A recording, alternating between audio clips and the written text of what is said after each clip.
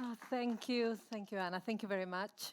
And what a pleasure it is to be here and to be at the forum that you always promised that you would have this this edition dedicated to legacy. It's true, as Anna says, that I have been following the Kaunas project from the start. And I have been very impressed by the ambition, but also the dedication to setting up spaces for conversation, such as this one. And I have to apologize, well, not apologize, my approach is very different from Tara's, and I'm very glad that actually we have had this point of departure for the discussion in terms of keywords and also the condensation of visuals, in terms of understanding what having both a sociologist and a visual artist coming together. I think that was fantastic, and I'm going to keep in mind all of these planets as a way of visualizing data. In my case, I'm going to be presenting an overload of information. So what I have done is anything but simplify. I will not be speaking through everything I want to share with you. It's more like a stimulus, a bit in the background. Because it's true that I have become a specialist at saying 42, if we keep up with the metaphor.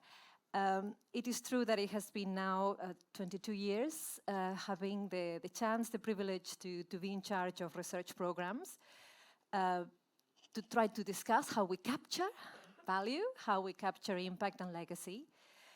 And somehow I decided to, if not give in, to try to play the game or really engage on this fascination with the numbers and the statistics and see how we combine that with what interests me the most, which is narrative. I'm more interested in the qualitative evidence and understanding of symbolic impact, but I was not having it was very difficult to grab the attention of funders and also of policymakers and practitioners. So I have been working for quite some time, since 1999, on how to square this circle, and how we combine different types of methods, work with colleagues within universities and outside to actually make sense. And we have here a very complicated slide. In other presentations, I use a Prezi and do the kind of zoom in and zoom out. It's not what we're going to be doing today. But it's an approach of trying to visualize the trajectory and the work that I have been doing. That takes me back, I started in 1999 formally, but the work that I specialize on is on, capturing the impact of large-scale interventions, and I worked on cities that have been hosting events since the 1980s. So my interest is very much also on the longitudinal and what happens over time, and also in comparative research. It's very, very difficult to understand what 42 means when you present it in isolation. But if you compare 42 with 32 and with 1 and with maybe 2000, and if you have a way of maybe seeing what are the similarities, then it might start making a bit more sense. So I started conducting work around the Olympic Games.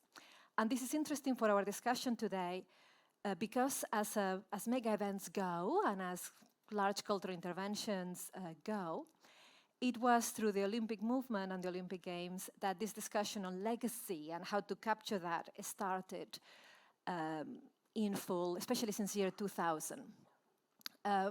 Cities have been obviously very interested in attracting interventions. There is this whole debate on how culture can help transform urban environments, and it's something that became very attractive for decades. But often, when hosting an event, especially we're talking of one-off events, the idea of what happens next was not really in the mindset. And both in the case of large-scale events like the Olympic Games, but also with the European Capital of Culture program, it was not common that at the time of making proposals, you would be asked for a legacy plan. You are doing the event, and what happens is what activities will be presented on the year. So it's really not that long. It's a couple of decades, maybe 20, 25 years, that actually the pressure augmented and say, well, we cannot host events of this nature if there is not something to show after. The fear of the white elephants, when you start investing in infrastructures that cannot be utilized afterwards, or where you're putting massive budgets on big events, artists that then go away and do not leave any trace in your location. So work that started, especially around the time of Sydney, and I was lucky to look at that edition, but also at the legacies of Barcelona 1992, and then a lot of work on London. This work and the foundation of the research that I led on back then, especially up to 2000-2001, gave me the groundings to then do this other parallel piece of work on the European Capital of Culture program. And the point of departure was on the edition that also changed the game a lot, which was Glasgow in 1990, which was the very first city to host a European Capital of Culture in a place that was not already recognized as a European culture center. This was a city that actually made this argument that actually the title should not just be about celebrating what you already know about Paris, about Athens, about Florence. It should be about what Europe is about in all its diversity, and about also discovering and projecting stories and opportunities in ways that maybe people had not been confident about. So I started work, this was around 2001, on the 10-year legacy of Glasgow 1990, and I started exploring and advancing discussion methodologies. No? How do you follow up? What is an impact and what stays and sustains over time? With the fortune after that to be starting work on Liverpool in 2008. And then, yes, somehow, in one way or another, I have been working with many cities, hosting the title, and culminating with a major piece of work for the European Parliament on the first 30 years of the initiative. So there are many, many reports, many pieces of work that have been published out there, both these ones, which I will use a bit with sharing slides with you, but also the work on Glasgow and works on other events. And what I feel is very important is to see whether we can identify continuities. I mean, how we build on what has been done before. No? How can we, if we really want to actually capture value and meaning, how much can we avoid having to reinvent the wheel every time? No, start from scratch. Can we revisit the data that has been collated by other people before us? How can we change knowledge? And I'm very, very keen on the conversation, the roundtable later, because also if you become really ambitious in your research aspirations, how do you make sure that what you have learned can somehow be transmitted to others? And can you combine approaches? No, those that are really obsessive about the numbers and the statistics, how do they talk to those that really want to engage on far slower methods and processes? So looking, and I will take you through a journey so that you see how many numbers can be produced, and also my reflections on what is meaningful if we look into how cities have experienced the title over time. What is really interesting about the European Capital of Culture program, when we compare it with other events, is the wide diversity of hosts. So I really value a forum like this being set up, and I would hope that it continues in some form as an area for debate and change.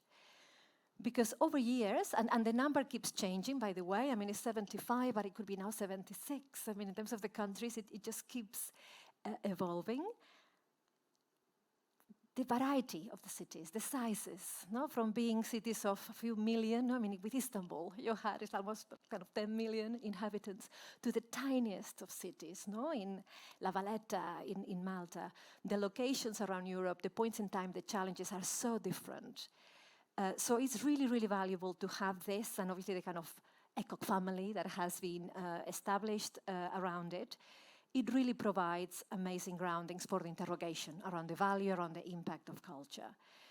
As I was saying before, also what is meaningful is what has happened since the moment that organizers and the European Commission realized that it should not just be about celebrating what we know, and not only about talking about culture in isolation or confusing this title with it being some kind of art festival. It's not that. It should be about the cross-sectoral agendas as well, and how culture, social, economic, environmental aspirations can meet up in some way. And what is also really valuable is what has happened and the growing amount of examples that we have of, yes, this title somehow advancing the possibilities for cities to develop more integrated strategies for city development, of regional development. A lot of pressure at the start was on this cultural and economic conversation. Lately, what we have is far more a social agenda that is growing. But again, the conversation in terms of regional links, the conversation around whether it's just about the event or it's also around physical and infrastructural transformations is fascinating. And then we have this point, I think you have also mentioned that one before, around success and how we define success. This seems to be also one of these keywords, and the one that we interrogated when conducting the work for the European Parliament back in 2013. I mean, time flies. But again, some reflections around how this program is providing interesting reference, and of course is getting into being quite established and being valuable or credible as a source for legacy. Well, the very first one, and when we try to interrogate what leads to something that is lasting, and I'm very keen to see how the visions behind Kaunas, how that changes ways of thinking here across Lithuania and obviously in the rest of Europe, it's key that to have a very clear project and an aspirational vision. I mean, how do you define that? How do you link it to your broader cultural strategy? I mean, that is essential. It cannot just be some keywords that sound good on paper. The notion of the vision, it's key to actually resulting into some kind of legacy. The cross-sectoral approach to operating, so how you work with different stakeholders. The idea of having, yes, themed activities, organizing work across the seasons also tends to make a difference. This is about storytelling. So again, here we have the trilogy, the Beast trilogy. These things really matter in order to generate a conversation, in order to get people to understand that something different is happening, and also to avoid exhaustion. So yes, organizing activities and conversations with some kind of framework helps. And then obviously the work with very strategic social programs, working with grassroots and very diverse audiences. These are something that any of the cities that have managed to get a 5, a 10, a 15-year legacy have done well. It's interesting now to think of the next layers of pressure and how best practice might be identified on other fronts that we maybe were taking for granted before. And it's just this capacity to adapt to really completely unprecedented or changing environments, dealing with the COVID, with a pandemic, now the impact of war and really changing sense of safety in the place where you live. How do you bring that into your own thinking around what is relevant? What is it that you do? How your vision can also respond to these other challenges, what capacity you have to remain operational, to remain inspiring, but also relevant in a very changing environment. So contingencies now are becoming key as well, how you plan and how you propose that. We as part of the selection panel, we are becoming much tougher as well on how we interrogate those, plan B, plan C for cities. But also another really interesting area that is not compulsory, but I believe has also been key to, I don't know if calling the success, but certainly the legacy and the value of cities hosting this title, if using the opportunity of having this moment to tackle very difficult conversations, dark histories, I mean, the unsaid. And again, I know that in the case of Kaunas, this has been very important to your program.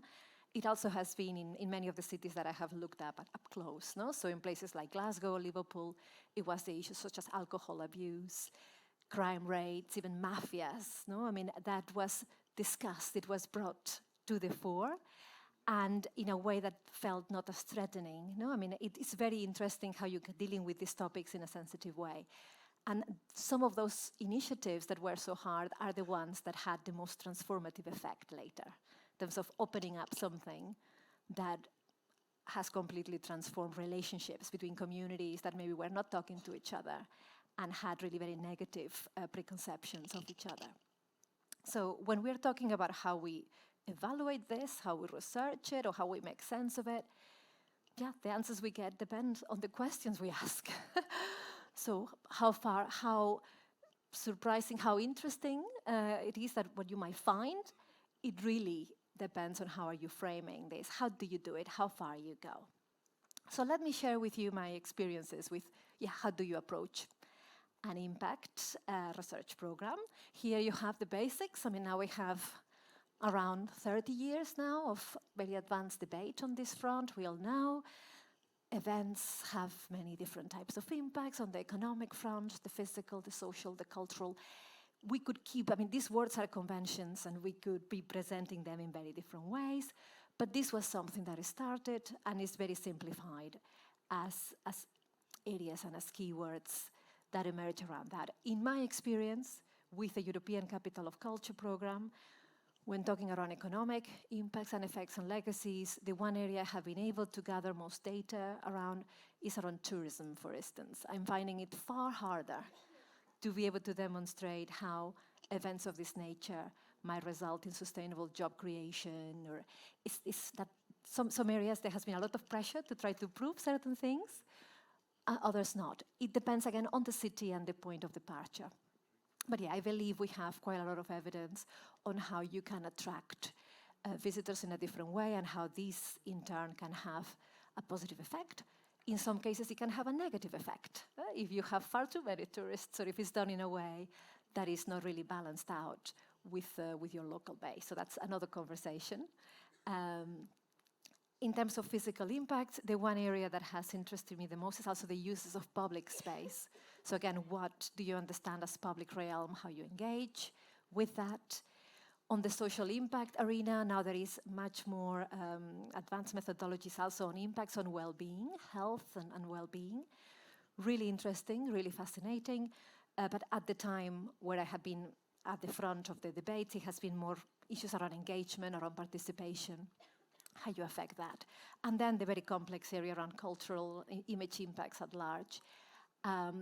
Interesting. When you get a bit of a shortcut, if you need a very clear number to put on the table, so whether you use methodologies that are a bit simpler, or when you feel confident to go through a much more complicated approach that will require more time from your readers to actually understand why what you're saying is meaningful. But there are lots of frameworks, and this is the one that I have found most helpful when setting the scene for evaluation programs, is making sure that we are clear on what the vision behind an initiative is, its governance and finance structure, its legacy plan, how that translates into actual activities around the cultural front in terms of communication, engagement, or plans, and then how you relate that to actual impacts. That has been a framework that was very helpful in our analysis of the first 30 years of the program, and that helped us choosing the right methods. So now I'm going to be going back quickly because I want to make sure I have some time for the final reflections. When choosing methods, and I wonder how you have done it here, especially given that Kaunas was great also with vision and aspirations that were quite symbolic. I mean, you are very good storytellers, so the language is very attractive, but how you translate that into measures, that's the happiness index. I mean, how do you measure things like that? Can you have any number associated? Maybe not. How do you visualize it? That I find that a very valuable challenge. With Liverpool, I was under a lot of pressure, me and my team. They wanted very concrete responses and indicators. And what was very important, it was to make this very clear distinction about, if we are talking about Liverpool as a European capital of culture and an example, we have to distinguish between the brand, the year, whatever happens, the broader, regeneration program for the city, which in this case was very, very ambitious, and it had been going on for years before the title. Thank you. And then the broader European framework. You could be doing this the same with Kaunas, obviously. But in the case of Liverpool, we were looking, into how that translates into investment.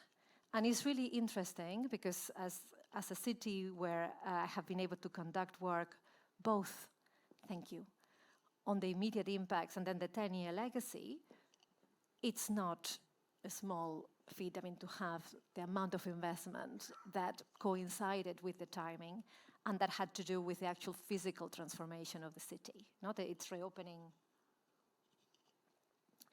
to the waterfront, the establishment of very large infrastructures. And also, this is all very relative, how the cultural program was set up was very particular because they developed it over 6 years. So we are talking about large investments with a small amount associated with the European framework per se. This influences how people remember or how people define what the European capital of culture was. So if now we think of these planets that we have seen before, when you ask someone, have you been part of the European Capital of Culture program? Have you attended events? It depends what they understand as the European Capital of Culture program. For some people, the definition is very narrow. It's about this or that particular event. For another person, for instance, in Liverpool, it was about having a new mega shopping center. That was the European Capital of Culture program because it coincided with the year. It transformed their own sense of what the city center was like. And this is what they celebrated. Other people were part of activities that were associated with the program, but they were happening in schools or in their neighborhood. And they were saying, we love that, but the European Capital of Culture is not for us, because they didn't understand the grassroots program as part of the big event, because they had assumed that the only thing that was part of the program were the iconic large-scale interventions. So it's really interesting also when you ask this question and what people tell you, what they mean, what are their associations. Fascinating in the case of the work that we have been doing, the European dimension question, because that, I can confess, in the case of Liverpool, it was not really very much at the forefront, certainly not of the evaluation. And it's really interesting for me to think, okay, how do we gather also information around those impacts on Europe and the way that your perception of what it is to be a European is, or how you change conversations in the rest of Europe through having this initiative. But again, when trying to identify how you capture impact, there was this very basic analysis. This is just some examples. Analyze the narrative, try to identify themes, clusters around it, and try to see how this might translate into methods, into possible research questions. Now, this was at the basis of the model that we developed back in 2005, 2006. It was quite innovative at the time. Since then, we have had incredible developments in terms of research and evaluation. And yes, if I had had more time, and I had to send my presentation a few days ago to help with the technical team, but normally I do my best work in the plane, no? When I'm heading to the events where I speak.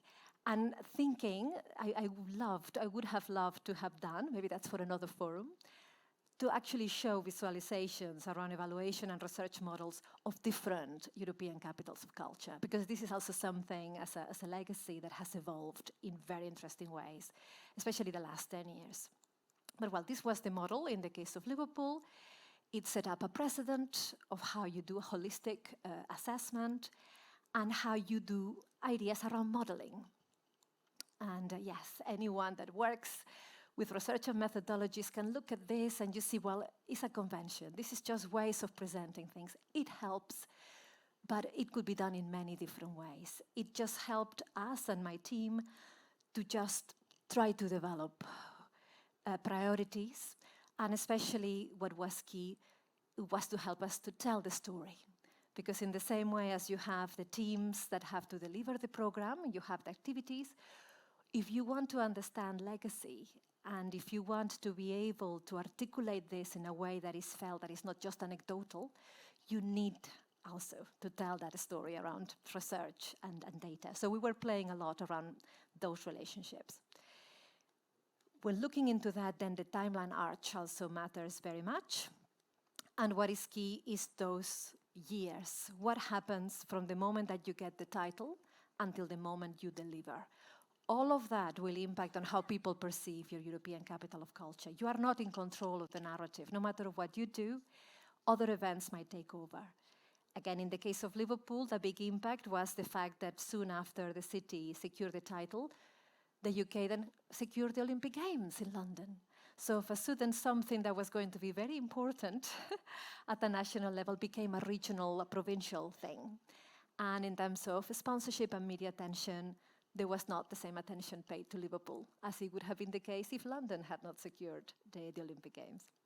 Then you have controversies and difficulties, so a lot of the narrative for many years became very, very difficult. And this contributed to generating concerns, of whether this is going to be a success or a failure. In your case, the impact of the COVID years, so from that original proposal, how having those unexpected activities affecting your narrative, that also has an impact on what happens next and the way you are remembered. But well, with Liverpool, it has been possible to keep revisiting things 10 years on and further. And this is a very interesting image in terms of something that became a major legacy for the city, which was the capacity, the confidence to host really large-scale interventions in public space. The city had no experience whatsoever of doing this. And then through being able to develop relationships with traffic control, with the public transport, with the police, this is now something that the city feels very confident about.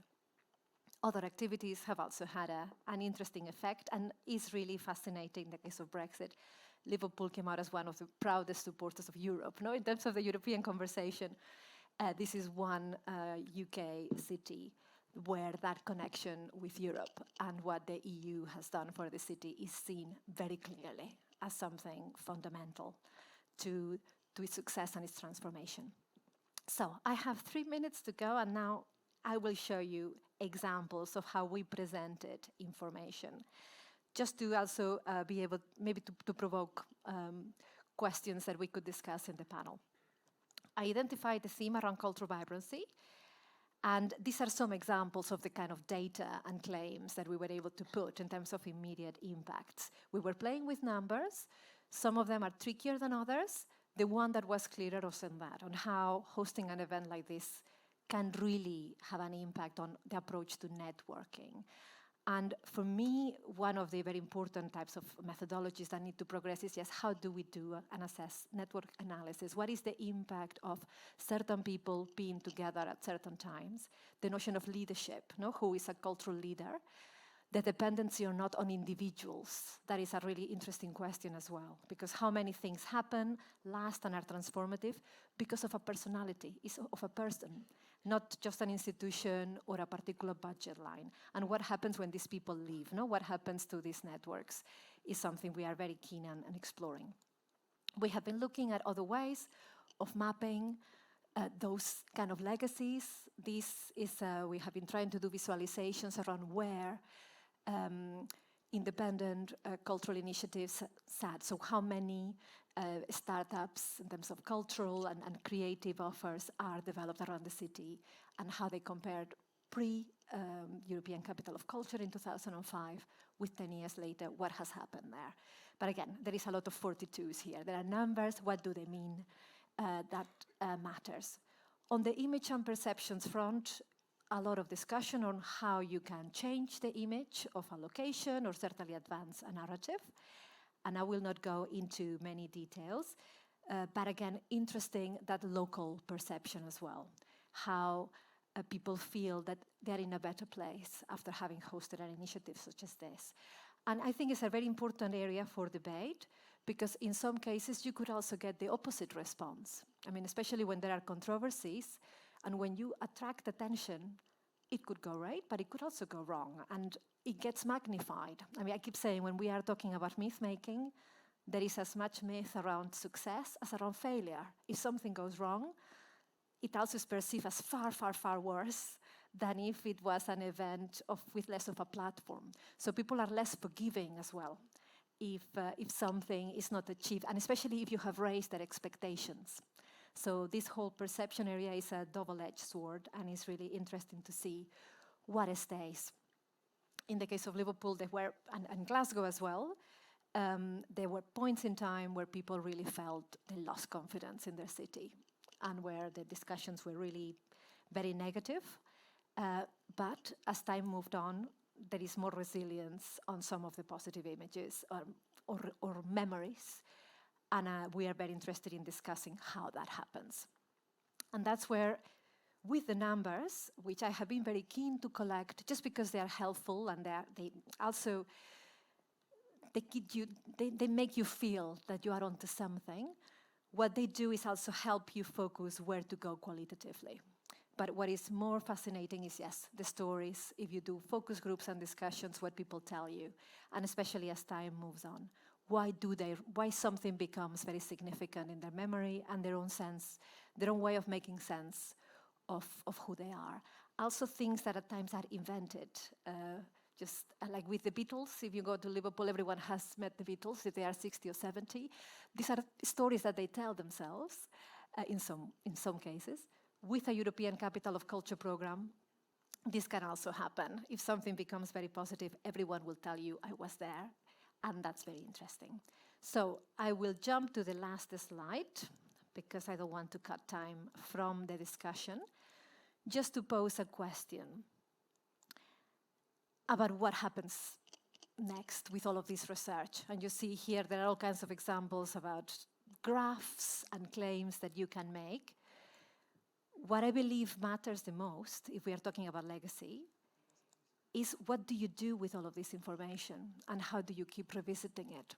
So in your case, in Kaunas now, what capacity will you have to go back and compare anything that is collected this year? How can you revisit it 5 years or 10 years down the line, if possible? And how do you share it with others so that we also identify what are the common trends?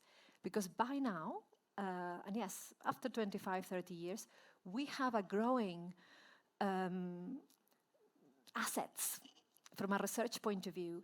The quality of the data, when looked at individually, is not always great, but if you put it all together, there are really very interesting points of comparison. And that is, again, in terms of legacy going forward, this is one area that I think is very important to advance. So knowledge transfer, daring to combine the numbers with the story and the storytelling, and also trying to think not only of your city, but that broader European question. No? What does it mean for the rest of Europe? So I leave it here. In the end, as I feared, yes, the introduction takes long, but it's very good that we have time to discuss things in more detail. Thank you.